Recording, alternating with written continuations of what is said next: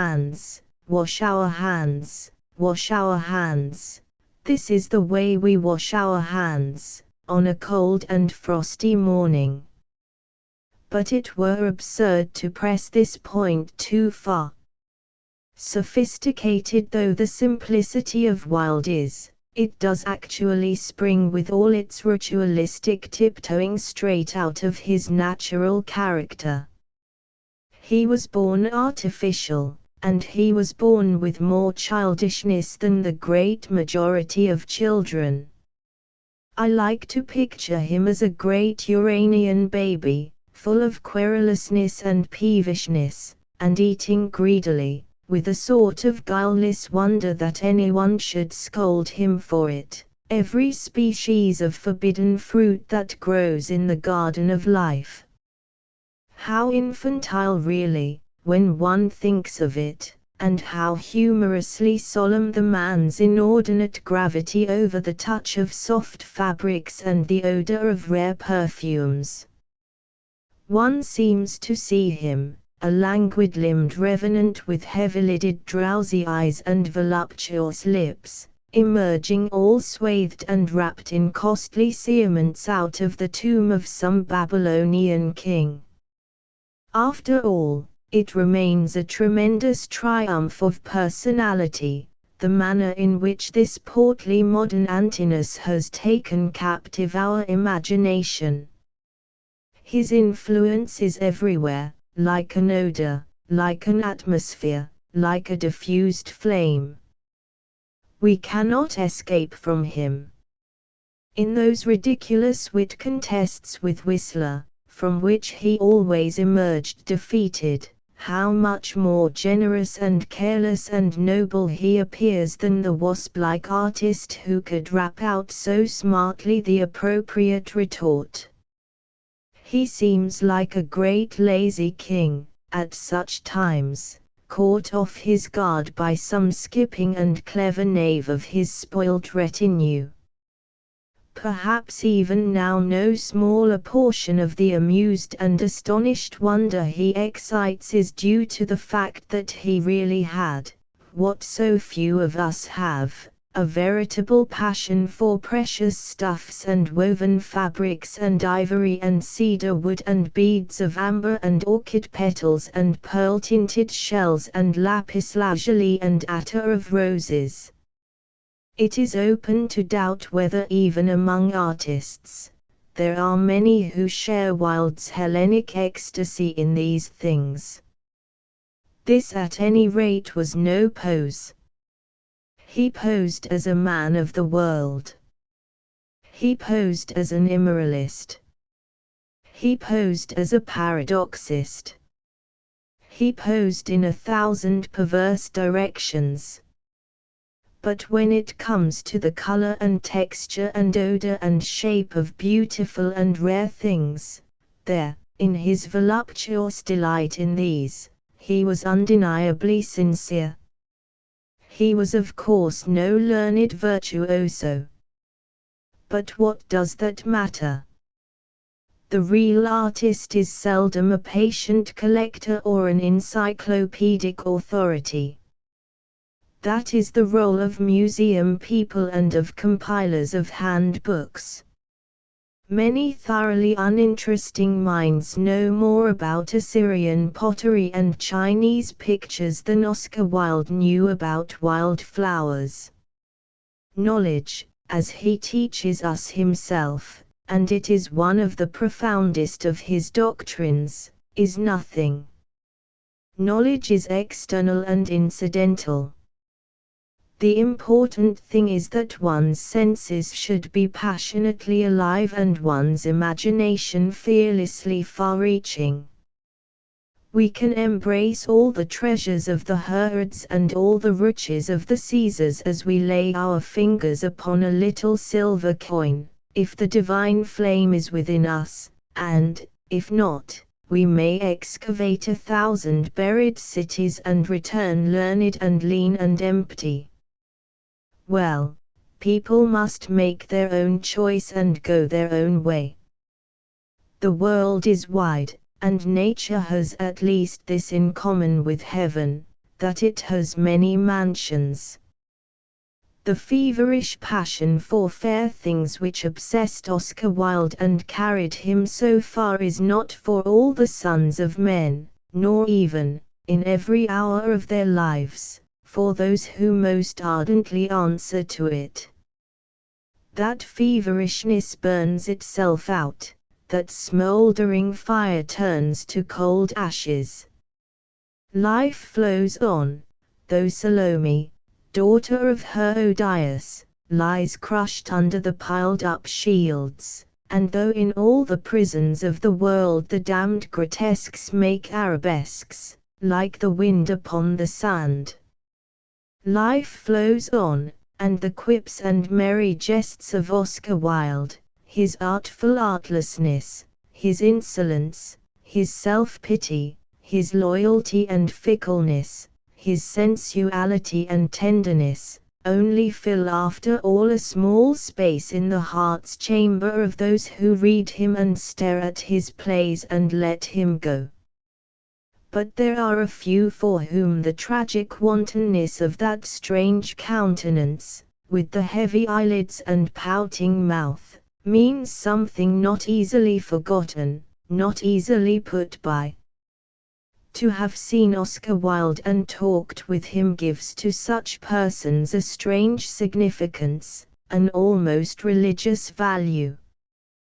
One looks long at them, as if to catch some far-off reflection from the wit of the dead man. They do not seem to us quite like the rest. They have seen Oscar Wilde, and they know what they have seen.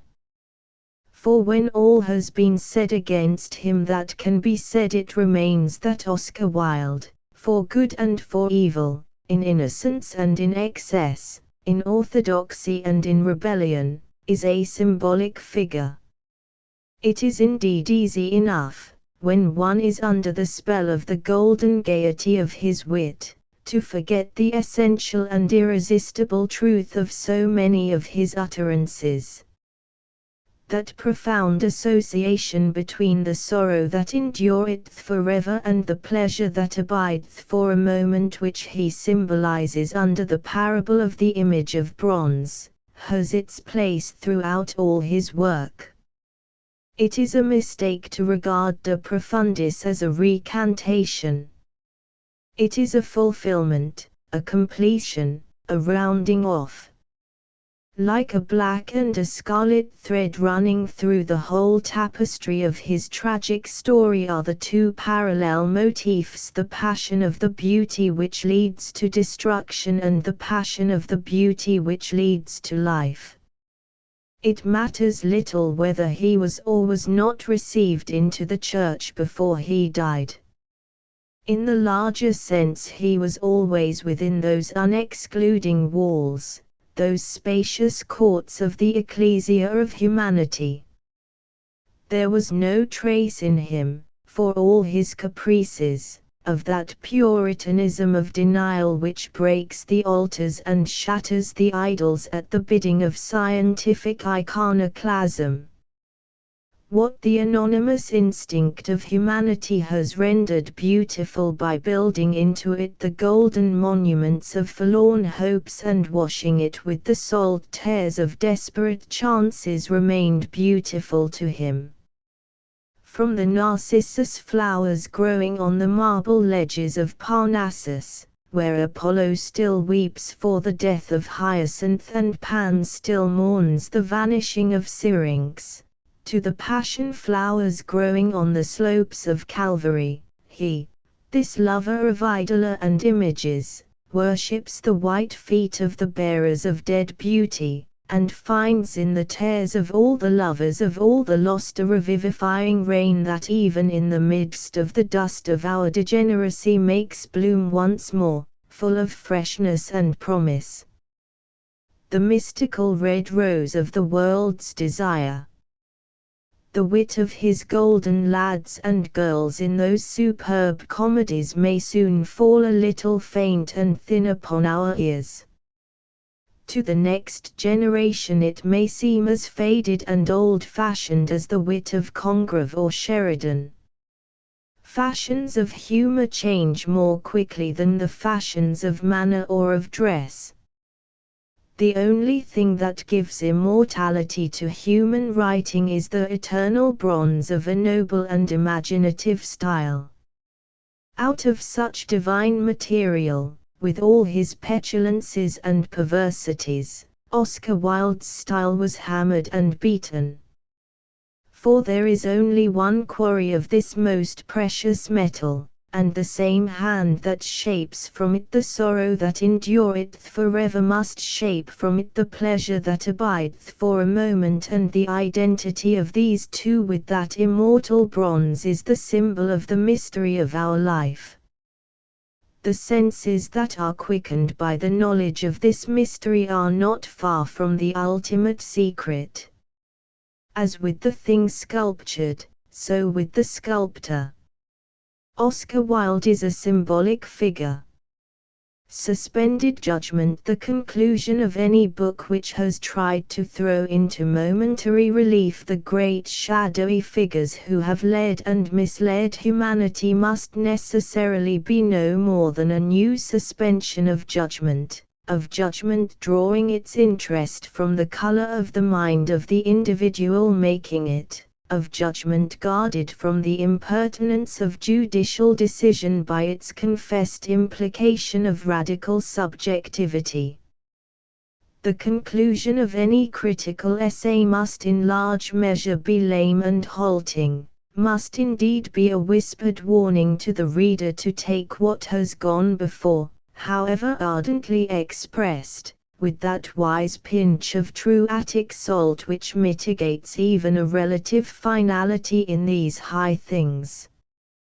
One comes to feel more and more, as one reads many books, that judicial decisions are laughable and useless in this rare atmosphere, and that the mere utterance of such platitudinous decrees sets the pronouncer of them outside the inner and exclusive pale.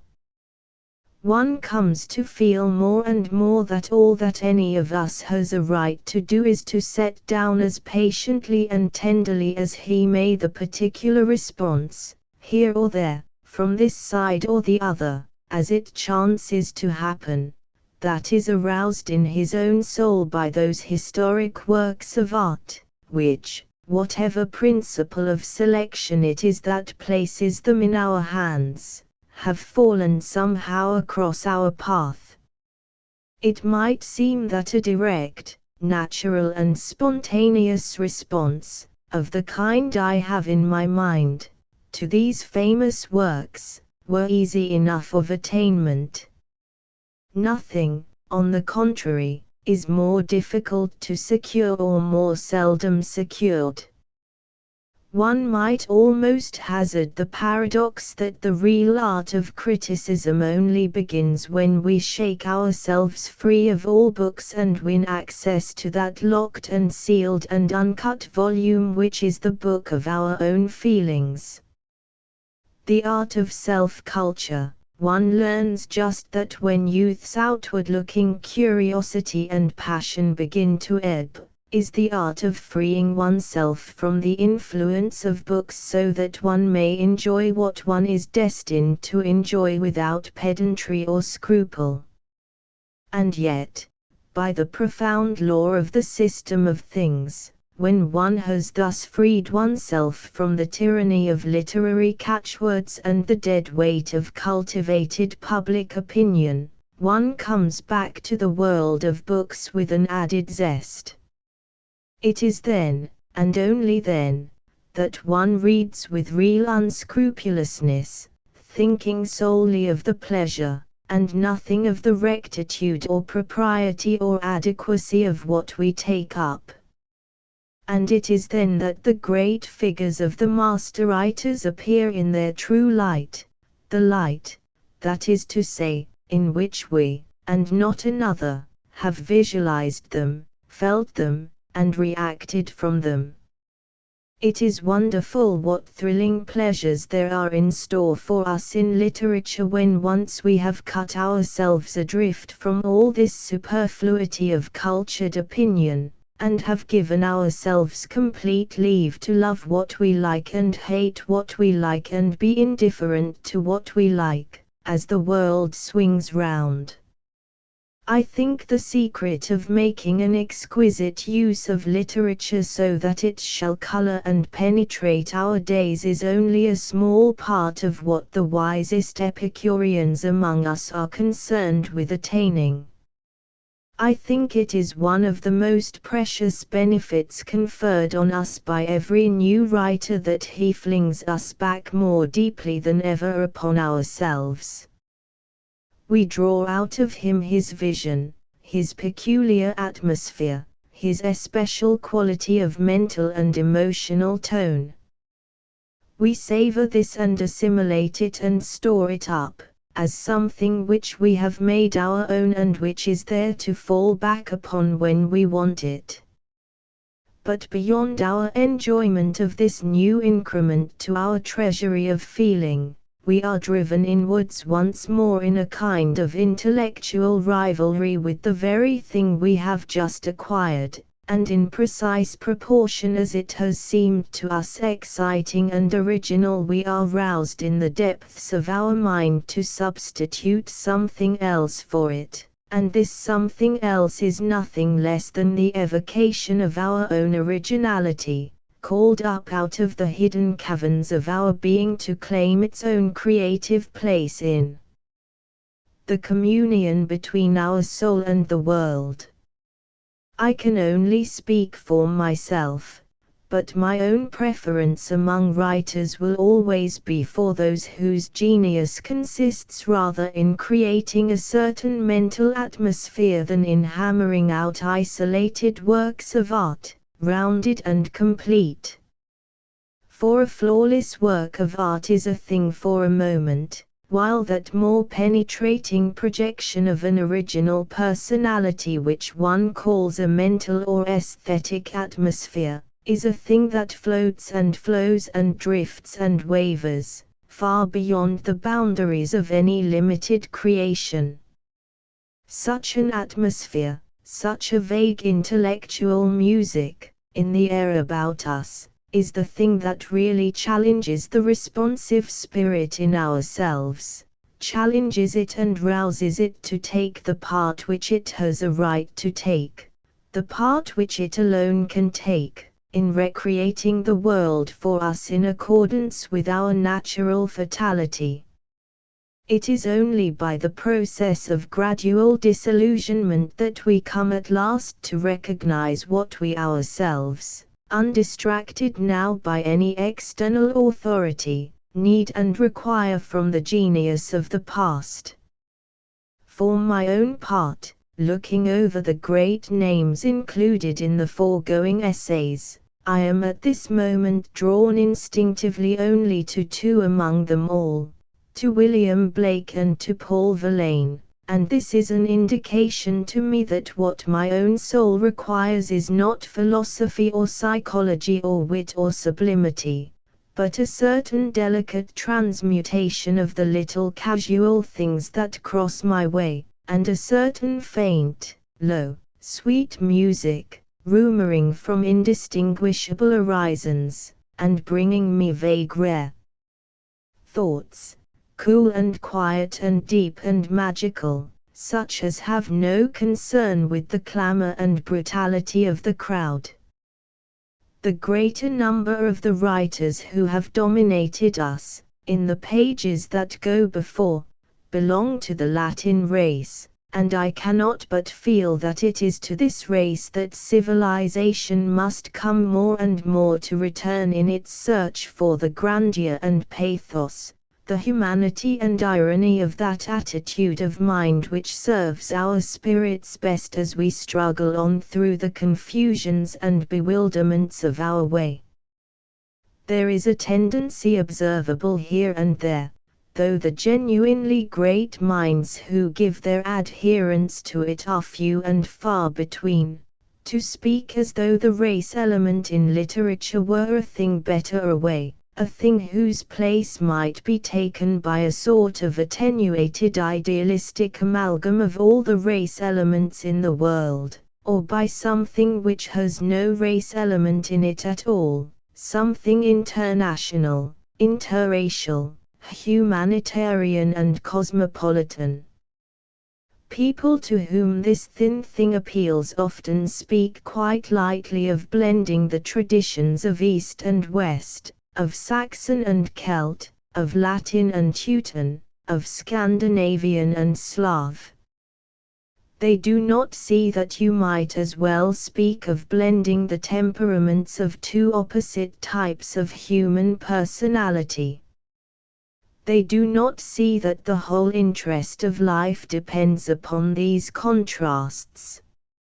You cannot blend traditions in this academic way, any more than you can blend two human souls that are diametrically different, or two soils or climates which are mutually excluding. This ideal of a cosmopolitan literature that shall include all the local traditions and racial instincts is the sort of thing that appeals to the type of mind which remains essentially dull to the high qualities of a noble style.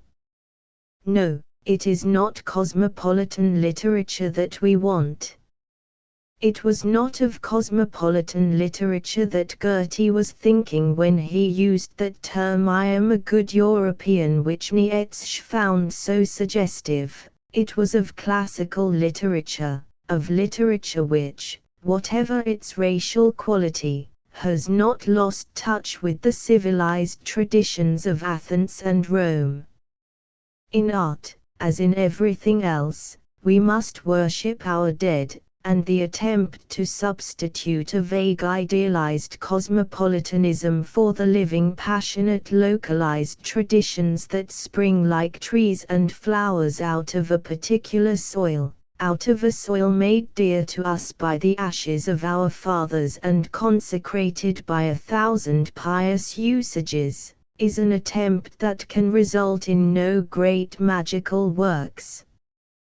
Walt Whitman, for all his celebrations of the huge ensemble of the world, remains and must always remain profoundly and entirely American. When Romain Rolland, the author of Jean Christophe, the book of all books most penetrated by the spirit of race distinctions, appalled by the atrocity of the war, calls upon us to substitute the ideal of humanity for the ideas of the various tribes of men, he is really, in reaction from the dreadful scenes around him, renouncing those flashes of prophetic insight which gave him such living visions of the diverse souls of the great races. Romain Rolland may speak rhetorically of the ideal of humanity to be realized in art and letters. The thing is a word, a name, a phrase, an illusion. What we actually have are individuals, individual artists, individual races, each with its own beautiful and tragical fatality. And what is true of races is true of persons both in life and in criticism. All that is really interesting in us springs in the first place from the traditions of the race to which we belong, springs from the soil that gave us birth and from our sacred dead and the usages and customs and habits which bind us to the past, and in the second place from what is uniquely and peculiarly personal to ourselves, belonging to our intrinsic and integral character and refusing to be swamped by any vague cult of humanity in general. To talk of literature becoming universal and planetary, becoming a logical synthesis of the traditions of races and the visions of individuals, is to talk of something that in its inherent nature is contrary to the fundamental spirit of art. It implies a confusion between the spheres of art and philosophy. The function of philosophy is to synthesize and unite. The function of art is to differentiate and distinguish. philosophy and ethics are perfectly justified in concerning themselves with a regenerated humanity in which race instincts and race traditions are blotted out. Let them produce such a humanity if they can. But while there are any artists left in the world, or any lovers of art, it will always be to the old inalienable traditions that they will turn, to the old local customs, local pieties, local habits, local altars, and local gods. To talk vaguely of cosmopolitan art uniting the nations, is to talk foolishly, and it is to talk irreverently. The people who deal in such theories are endeavoring to betray the dead of their own race and the noble pieties and desperate courage of those who made them what they are. It is a sacrilege, this speculation, and a sacrifice of beauty upon the altar of a logical morality. What one comes more and more to feel is that everything which belongs to poetry and art belongs to the individual nation and the individual person. The great modern democracies, with their cult of the average man and their suspicion of the exceptional man, are naturally only too ready to hail as ideal and wonderful any doctrine about literature which flatters their pride. One of the most plausible forms of rhetorical cant is the cant about the soul of average humanity expressing itself in art, in an art which has sloughed off like an outworn skin all ancient race instincts and all individual egoism. There has never been such art in the history of the world as this average man's art, free from tradition and free from personal color. There will never be such art, unless it be the great, idealistic, humanitarian, cosmopolitan art of the moving picture show. But the idea sounds well in popular oratory, and it has a most soothing ointment for the souls of such artists as have neither reverence nor imagination. It is quite possible that for the general comfort of the race at large, even if not for its happiness, it would be a good thing if philosophers and moralists between them could get rid of the imagination of races as well as the imagination of individuals. The common crowd are naturally suspicious of imagination of any kind, as they are suspicious of genius of any kind, and this new doctrine of a literature largely and purely human wherein the general soul of humanity may find its expression, free from the color of race feeling and free from the waywardness of individual men of genius, is just the sort of thing to flatter the unthinking mob. Why not have art and literature harnessed once and for all to the great rolling chariot of popular public opinion? Why not abolish all individualism at one stroke as a thing dangerous to the public welfare, a thing uncomfortable, undesirable, upsetting? The same desperate, irrational, immoral imagination which inspires races with a strange madness, inspires individuals too with a strange madness. Art and literature are, after all, and there is little use denying it, the last refuge and sanctuary, in a world ruled by machinery and sentiment, of the free, wild, reckless, irresponsible, anarchical imagination of such as refuse to sacrifice their own dreams for the dreams, not less elusive, of the general herd.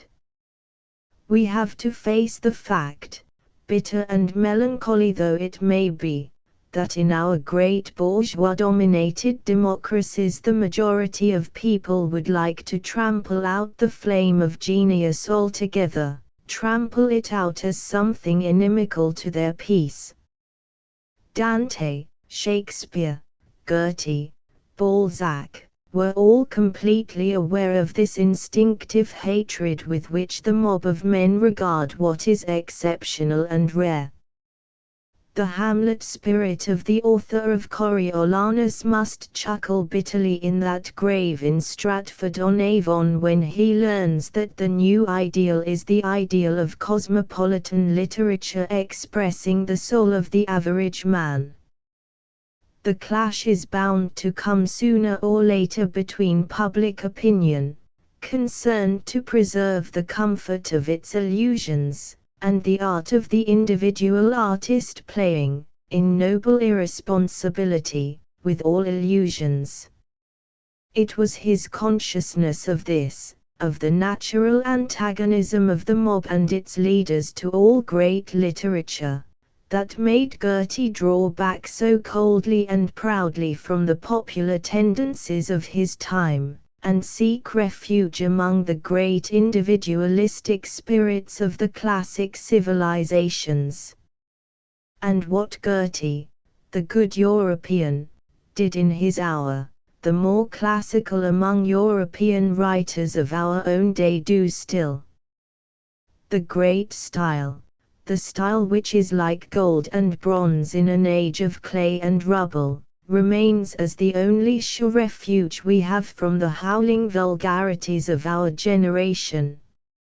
If books were taken from us, the high, calm, beautiful, ironical books of classic tradition, how, in this age, could the more sensitive among us endure to live at all? With brutality and insanity and ruffianism, with complacency and stupidity and sentimentalism, jostling us and hustling us on all sides, how could we live, if it were not for the great, calm, scornful anarchists of the soul, whose high inviolable imaginations perpetually refresh and recreate the world? And we who find this refuge, we who have to win our liberty every day anew by bathing in these classic streams, we too will do well to remember that the most precious things in life are the things that the world can neither give nor take away. We too, encouraged by these great individualists, have a right to fall back upon whatever individuality may have been left to us, and, resting upon that, sinking into the soul of that, to defy all that public opinion and the voice of the majority may be able to do. And we shall be wise also if we recognize, before it is too late, that what is most intrinsic and inalienable in ourselves is just that very portion of us which has nothing to do with our work in life, nothing to do with our duty to the community. We shall be wise if we recognize, before it is too late, that the thing most sacred in us is that strange margin of unoccupied receptivity, upon which settle, in their flight over land and sea, the beautiful wild birds of unsolicited dreams. We shall be wise if, before we die, we learn a little of the art of suspending our judgment, the art of waiting upon the Spirit. For it is only when we have suspended our judgment, it is only when we have suspended our convictions, our principles, our ideals, our moralities, that the still small voice of the music of the universe, sad and sweet and terrible and tender, drifts in upon us, over the face of the waters of the soul. The essence of us, the hidden reality of us, is too rare and delicate a thing to bear the crude weight of these sturdy opinions, these vigorous convictions, these social ardors, without growing dulled and hardened. We all have to bear the burden of humanity, and the artists among us may be thankful that the predatory curse resting upon the rich is very seldom ours, but the burden of humanity must not be allowed to press all joy, all originality, all waywardness, all interest, all imagination out of our lives. It is not for long, at best or worst, that we know what it is to be conscious of being living children of the human race upon this strange planet. The days pass quickly, and the seasons and the years. From the graves of the darlings of our souls there comes a voice and a cry. A voice bidding us sink into our own true selves before we too are numbered with the dead, a cry bidding us sacrifice everything before we sacrifice the prerogative of our inmost identity, the right to feel and think and dream as persons born into a high inheritance, the inheritance of the mind that has the right to question all things and to hold fast what pleases it in defiance of opinion and logic and probability and argument. For it is only when we suspend our judgments and leave arguing and criticizing, that the quiet gods of the moonlit shores of the world murmur their secrets in our ears. They come without our seeking for them, these rare intimations, without our seeking for them, and, sometimes, without our desiring them, but when they come as revelations of something deeper in us than any mere soul of humanity. They come from a region that is as far beyond humanity as it is beyond nature. They come from the fairy land of that mysterious country wherein dwell the dreams and the fancies of those lonely ones among the sons of men who have been possessed by imagination.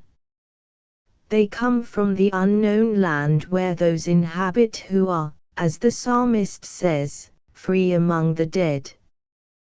They come from the land which we left when we were born, and to which we return when we die. And whether this is a land of nothingness and oblivion none knoweth, for none hath returned to tell us. Meanwhile we can imagine what we will, and we can suspend our last judgment until we ourselves are judged. ******* End of the Project Gutenberg ebook Suspended Judgments. Essays on Books and Sensations ****** Updated editions will replace the previous one, the old editions will be renamed. Creating the works from print editions not protected by U.S. copyright law means that no one owns a United States copyright in these works, so the Foundation, and you, can copy and distribute it in the United States without permission and without paying copyright royalties. Special rules, set forth in the general terms of use part of this license, apply to copying and distributing Project Gutenberg trademark symbol electronic works to protect the Project Gutenberg trademark symbol concept and trademark. Project Gutenberg is a registered trademark, and may not be used if you charge for an ebook, except by following the terms of the trademark license, including paying royalties for use of the Project Gutenberg trademark. If you do not charge anything for copies of this ebook, complying with the trademark license is very easy. You may use this ebook for nearly any purpose such as creation of derivative works, reports, performances and research. Project Gutenberg ebooks may be modified and printed and given away. You may do practically anything in the United States with ebooks not protected by U.S. copyright law. Redistribution is subject to the trademark license, especially commercial redistribution. Start. Full license. The full Project Gutenberg license. Please read this before you distribute or use this work to protect the Project Gutenberg trademark symbol mission of promoting the free distribution of electronic works. by using or distributing this work, or any other work associated in any way with the phrase Project Gutenberg, you agree to comply with all the terms of the full Project Gutenberg trademark symbol license available with this file or online at www.gutenberg.org/license. Section 1. General Terms of Use and Redistributing Project Gutenberg Trademark Symbol Electronic Works 1.0. By reading or using any part of this Project Gutenberg trademark symbol electronic work, you indicate that you have read, understand, agree to and accept all the terms of this license and intellectual property, trademark/copyright, agreement. If you do not agree to abide by all the terms of this agreement, you must cease using and return or destroy all copies of Project Gutenberg trademark symbol electronic works in your possession. If you paid a fee for obtaining a copy of or access to a Project Gutenberg trademark symbol electronic work and you do not agree to be bound by the terms of this agreement, you may obtain a refund from the person or entity to whom you paid the fee as set forth in paragraph 1.e.8. 1.b Project Gutenberg is a registered trademark. It may only be used on or associated in any way with an electronic work by people who agree to be bound by the terms of this agreement. There are a few things that you can do with most Project Gutenberg trademark symbol electronic works even without complying with the full terms of this agreement. See paragraph 1.c below. There are a lot of things you can do with Project Gutenberg trademark symbol electronic works if you follow the terms of this agreement and help preserve free future access to Project Gutenberg trademark symbol electronic works. See paragraph 1.e below. 1.c. The Project Gutenberg Literary Archive Foundation, the Foundation or PGLAF, owns a compilation copyright in the collection of Project Gutenberg trademark symbol electronic works. Nearly all the individual works in the collection are in the public domain in the United States. If an individual work is unprotected by copyright law in the United States and you are located in the United States, we do not claim a right to prevent you from copying, distributing, performing, displaying or creating derivative works based on the work as long as all references to Project Gutenberg are removed.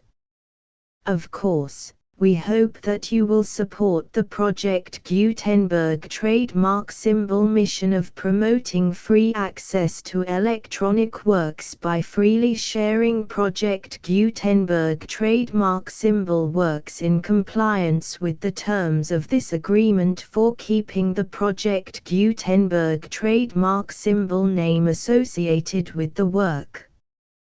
You can easily comply with the terms of this agreement by keeping this work in the same format with its attached full Project Gutenberg trademark symbol license when you share it without charge with others. 1.d. The copyright laws of the place where you are located also govern what you can do with this work. Copyright laws in most countries are in a constant state of change.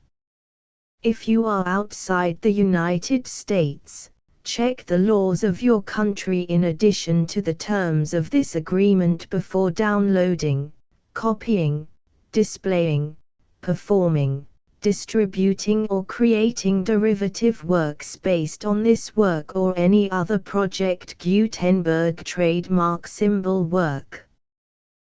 The Foundation makes no representations concerning the copyright status of any work in any country other than the United States. 1.e Unless you have removed all references to Project Gutenberg. 1.e.1. The following sentence, with active links to, or other immediate access to, the full Project Gutenberg trademark symbol license must appear prominently whenever any copy of a Project Gutenberg trademark symbol work, any work on which the phrase Project Gutenberg appears, or with which the phrase Project Gutenberg is associated, is accessed, displayed, performed, viewed, copied or distributed.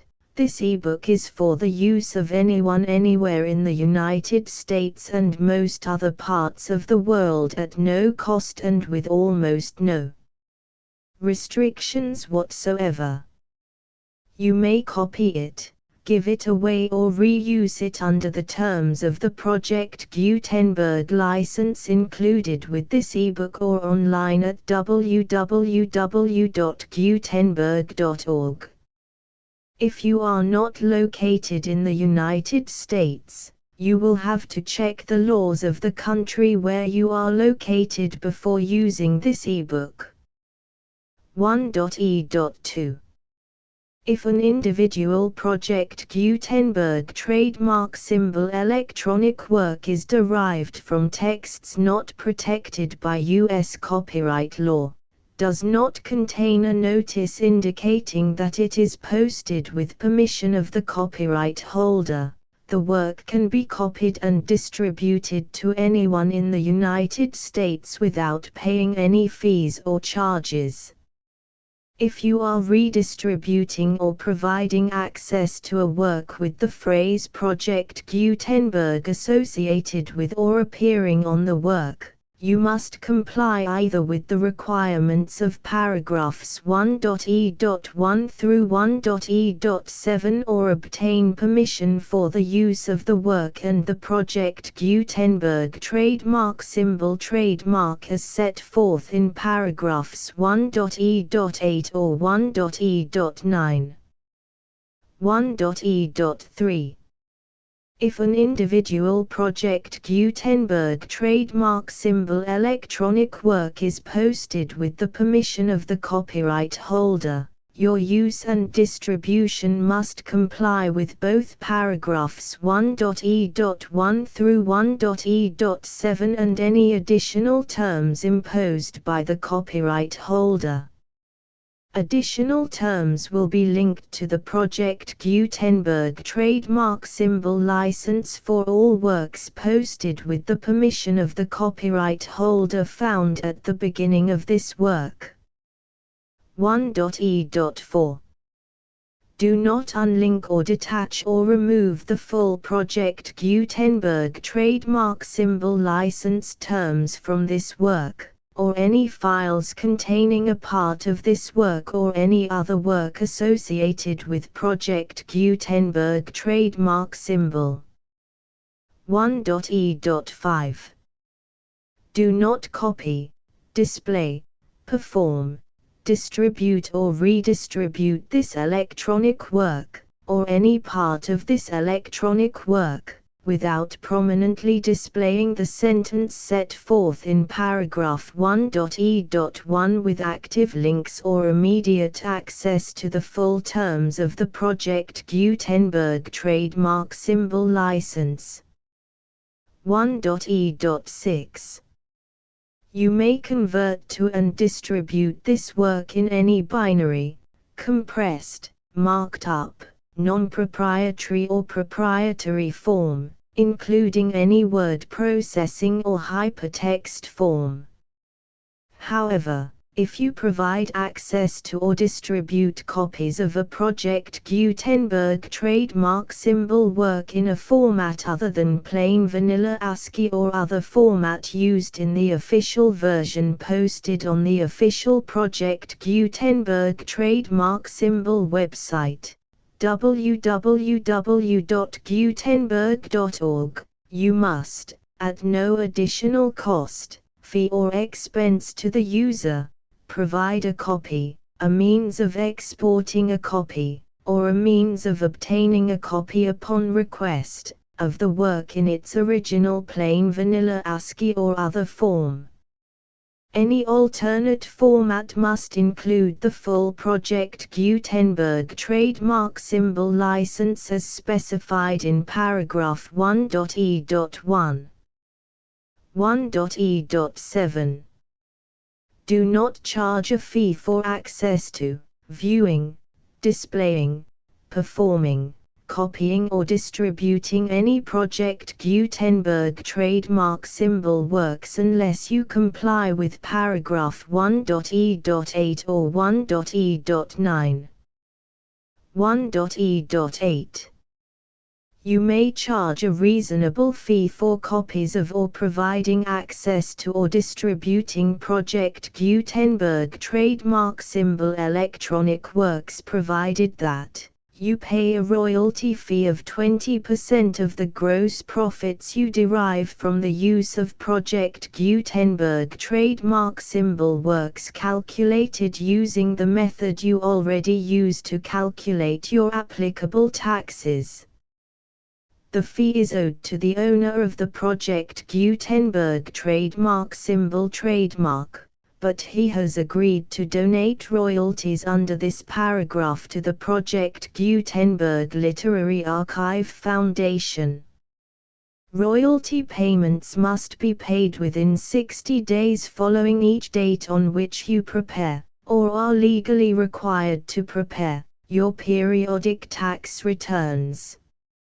Royalty payments should be clearly marked as such and sent to the Project Gutenberg Literary Archive Foundation at the address specified in Section 4, Information about donations to the Project Gutenberg Literary Archive Foundation. You provide a full refund of any money paid by a user who notifies you in writing, or by email, within 30 days of receipt that he does not agree to the terms of the full Project Gutenberg trademark symbol license. You must require such a user to return or destroy all copies of the works possessed in a physical medium and discontinue all use of and all access to other copies of Project Gutenberg trademark symbol works. You provide, in accordance with paragraph 1.f.3, a full refund of any money paid for a work or a replacement copy, if a defect in the electronic work is discovered and reported to you within 90 days of receipt of the work. You comply with all other terms of this agreement for free distribution of Project Gutenberg trademark symbol works. 1.e.9. If you wish to charge a fee or distribute a Project Gutenberg trademark symbol electronic work or group of works on different terms than are set forth in this agreement, you must obtain permission in writing from the Project Gutenberg Literary Archive Foundation, the manager of the Project Gutenberg trademark symbol trademark. Contact the Foundation as set forth in Section 3 below. 1.f1.f.1.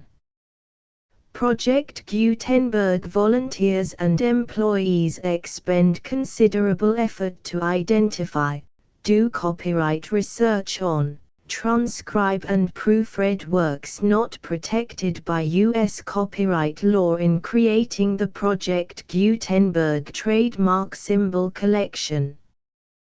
Despite these efforts, Project Gutenberg trademark symbol electronic works, and the medium on which they may be stored, may contain defects such as, but not limited to, incomplete, inaccurate or corrupt data, transcription errors, a copyright or other intellectual property infringement, a defective or damaged disk or other medium, a computer virus, or computer codes that damage or cannot be read by your equipment. 1.f.2 Limited warranty, disclaimer of damages, except for the right of replacement or refund described in paragraph 1.f.3. The Project Gutenberg Literary Archive Foundation, the owner of the Project Gutenberg trademark symbol trademark, and any other party distributing a Project Gutenberg trademark symbol electronic work under this agreement, disclaim all liability to you for damages, costs and expenses, including legal fees. You agree that you have no remedies for negligence, strict liability, breach of warranty or breach of contract except those provided in paragraph 1.f.3. You agree that the Foundation, the trademark owner, and any distributor under this agreement will not be liable to you for actual, direct, indirect, consequential, punitive or incidental damages even if you give notice of the possibility of such damage. 1.f.3 Limited right of replacement or refund. If you discover a defect in this electronic work within 90 days of receiving it, you can receive a refund of the money, if any, you paid for it by sending a written explanation to the person you received the work from. If you received the work on a physical medium, you must return the medium with your written explanation. The person or entity that provided you with the defective work may elect to provide a replacement copy in lieu of a refund. If you received the work electronically, the person or entity providing it to you may choose to give you a second opportunity to receive the work electronically in lieu of a refund. If the second copy is also defective, you may demand a refund in writing without further opportunities to fix the problem. 1.f.4 Except for the limited right of replacement or refund set forth in paragraph 1.f.3, this work is provided to you as is, with no other warranties of any kind, express or implied, including but not limited to warranties of merchantability or fitness for any purpose. 1.f.5 Some states do not allow disclaimers of certain implied warranties or the exclusion or limitation of certain types of damages. If any disclaimer or limitation set forth in this agreement violates the law of the state applicable to this agreement, the agreement shall be interpreted to make the maximum disclaimer or limitation permitted by the applicable state law. The invalidity or unenforceability of any provision of this agreement shall not void the remaining provisions. 1.f.6 Indemnity. You agree to indemnify and hold the Foundation, the trademark owner, any agent or employee of the Foundation, anyone providing copies of Project Gutenberg trademark symbol electronic works in accordance with this agreement, and any volunteers associated with the production, promotion and distribution of Project Gutenberg trademark symbol electronic works, harmless from all liability, costs and expenses, including legal fees, that arise directly or indirectly from any of the following which you do or cause to occur. A. Distribution of this or any Project Gutenberg trademark symbol work. B. Alteration, modification, or additions or deletions to any Project Gutenberg trademark symbol work, and C. Any defect you cause. Section 2. Information about the mission of Project Gutenberg trademark symbol. Project Gutenberg trademark symbol is synonymous with the free distribution of electronic works in formats readable by the widest variety of computers, including obsolete, old, middle-aged and new computers. It exists because of the efforts of hundreds of volunteers and donations from people in all walks of life. Volunteers and financial support to provide volunteers with the assistance they need are critical to reaching Project Gutenberg trademark symbol's goals and ensuring that the Project Gutenberg trademark symbol collection will remain freely available for generations to come. In 2001, the Project Gutenberg Literary Archive Foundation was created to provide a secure and permanent future for Project Gutenberg trademark symbol and future generations. To learn more about the Project Gutenberg Literary Archive Foundation and how your efforts and donations can help, see sections 3 and 4 and the Foundation information page at www.gutenberg.org. Section 3. Information about the Project Gutenberg Literary Archive Foundation. The Project Gutenberg Literary Archive Foundation is a non-profit 501(c)(3) educational corporation organized under the laws of the state of Mississippi and granted tax-exempt status by the Internal Revenue Service. The Foundation's IN or Federal Tax Identification Number is 64-6221541. Contributions to the Project Gutenberg Literary Archive Foundation are tax-deductible to the full extent permitted by U.S. federal laws and your state's laws. The Foundation's business office is located at 809 North 1500 West, Salt Lake City, UT 84116. 801-596-1887. Email contact links and up-to-date contact information can be found at the Foundation's website and official page at www.gutenberg.org/contact section 4.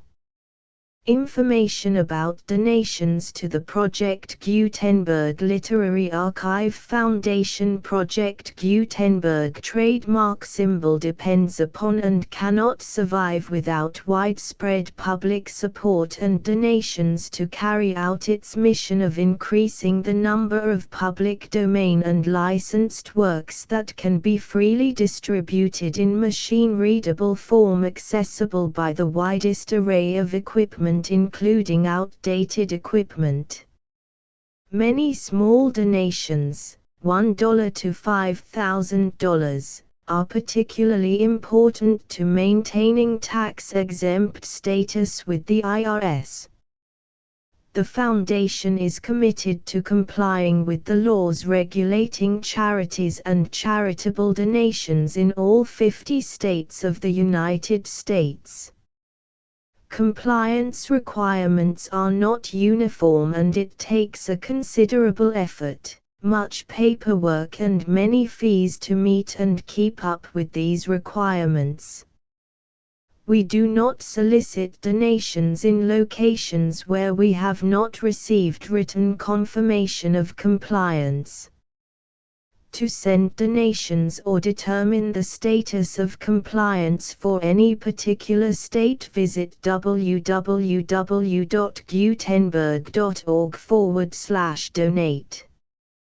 While we cannot and do not solicit contributions from states where we have not met the solicitation requirements, we know of no prohibition against accepting unsolicited donations from donors in such states who approach us with offers to donate. International donations are gratefully accepted, but we cannot make any statements concerning tax treatment of donations received from outside the United States. U.S. laws alone swamp our small staff.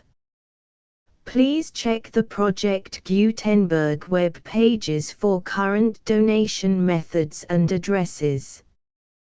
Donations are accepted in a number of other ways, including checks, online payments and credit card donations.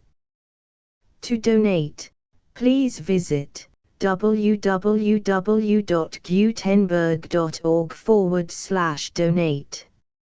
Section 5. General information about Project Gutenberg Trademark Symbol Electronic Works. Professor Michael S. Hart was the originator of the Project Gutenberg trademark symbol concept of a library of electronic works that could be freely shared with anyone.